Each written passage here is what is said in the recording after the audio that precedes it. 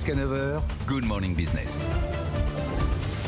7h45 sur BFM Business et sur RMC Découverte. Notre invité, c'est Jean-Philippe Tanguy. Bonjour. Bonjour. Député RN de la Somme et membre de la commission sur les super profits à l'Assemblée nationale. Ça commence cet après-midi. Vous allez recevoir plusieurs représentants de l'énergie, dont l'UFIP Énergie et Mobilité aujourd'hui. Conclusion début octobre. Vous en attendez quoi ? Alors juste, ça a commencé il y a 2 semaines. Ah, oui, puis Pouyanné est auditionné déjà. Oui, voilà, c'est la suite des auditions. Effectivement, on a reçu FUP Énergie. Écoutez, c'est paradoxal parce que d'un côté, moi je suis très heureux que cette commission se tienne pour qu'on mette enfin sur la table les nouvelles façons qu'on pourrait imaginer pour taxer les super profits qui sont notamment faits à l'étranger. Mais le problème de cette commission, c'est qu'elle s'est recentrée uniquement sur les pétroliers et les gaziers. Et tout le monde sait déjà que les pétroliers et gaziers, ils exploitent du pétrole hors de France. Donc l'essentiel de leurs profits, de leurs bénéfices, ils sont faits hors de France. Donc aujourd'hui, on est un peu dans une impasse où la commission constate ce qu'on savait déjà.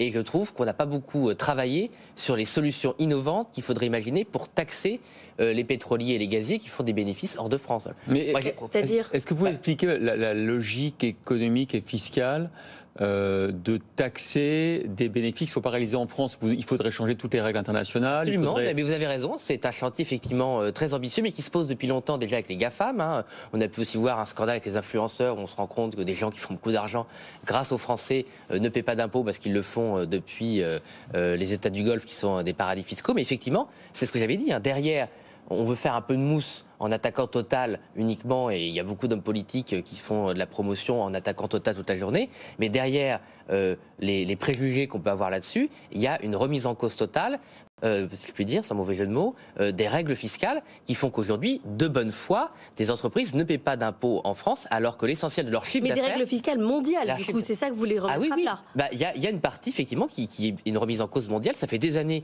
que le gouvernement, et vous le savez, prétend avoir justement entamé le changement de ces règles, notamment sur les GAFAM, et en fait, ça traîne. Pour le moment, il ne se passe pas grand-chose, pour ne pas dire rien. Alors, il faut un accord international, et c'est pas si facile. Et 2, vous avez reçu Patrick Pouyanné la semaine dernière devant la commission sur les super profits. Il vous a expliqué que si vous changez les règles, il mettrait le siège social de Total Énergie ailleurs.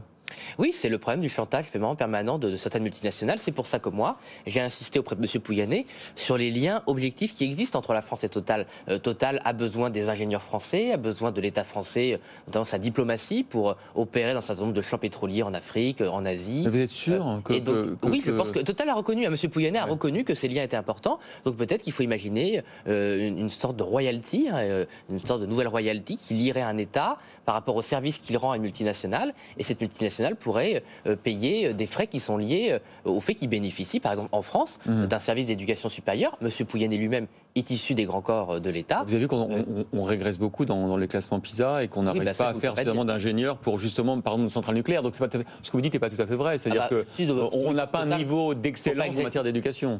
Écoutez, il y a 2 choses. La France est un peu paradoxale. Effectivement, l'éducation générale et le niveau d'éducation, notamment la maîtrise des savoirs fondamentaux à l'école primaire, s'est effondré. Mais paradoxalement, la France produit encore un grand nombre de grands corps, et les grandes écoles françaises, que ce soit d'ingénieurs de commerce ou scientifiques, sont encore très bien classées. Et c'est ça dont Total bénéficie.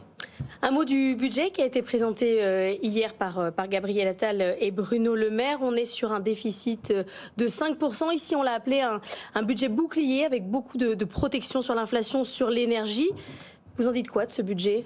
C'est un faux bouclier parce qu'en fait, il s'agit essentiellement de payer aujourd'hui la spéculation sur les marchés énergétiques. Par exemple, si vous prenez l'électricité, ce qui est présenté comme un bouclier, c'est en fait on acte que les prix sont hors contrôle et on fait payer par les Français ou par les impôts des surmarges qui n'ont pas de réalité. Parce que vous pouvez avoir des crises, il y est arrivé, des crises pétrolières, des crises électriques, où vous avez des coûts de production qui objectivement explosent à cause d'une guerre, par exemple. Aujourd'hui, ce n'est pas le cas. Les coûts d'alimentation en électricité notamment explosent parce que vous avez des règles européennes stupides qui ont indexé le prix de l'électricité sur le coût le plus cher de la centrale. Oui, mais donc il faut sortir de ces règles comme le fait le Portugal. On n'a plus de gaz russe aussi. Les coûts explosent et les prix explosent parce qu'on n'est plus approvisionné en gaz de la Russie. Oui, il y a une partie qui est liée à la guerre en Ukraine, mais ça avait commencé avant parce que déjà, cette règle d'ailleurs tout le monde le reconnaît maintenant, que l'indexation qu'avait dit Marine Le Pen sur de l'électricité sur le gaz est une règle elle-même inflationniste. Donc le Portugal et l'Espagne, qui sont pourtant beaucoup plus dépendants que nous de leur approvisionnement extérieur, sont sortis de cette règle. Il faut sortir de cette règle, ce qui ferait qu'on éviterait, moi j'ai fait un calcul, les prix de l'électricité aujourd'hui, ils seraient au maximum autour de 100 € le mégawattheure, alors qu'aujourd'hui c'est entre 400 et 500 €. Merci beaucoup Jean-Philippe Merci Tanguy, député Rassemblement national de la Somme, membre de la commission donc sur les super profits à l'Assemblée.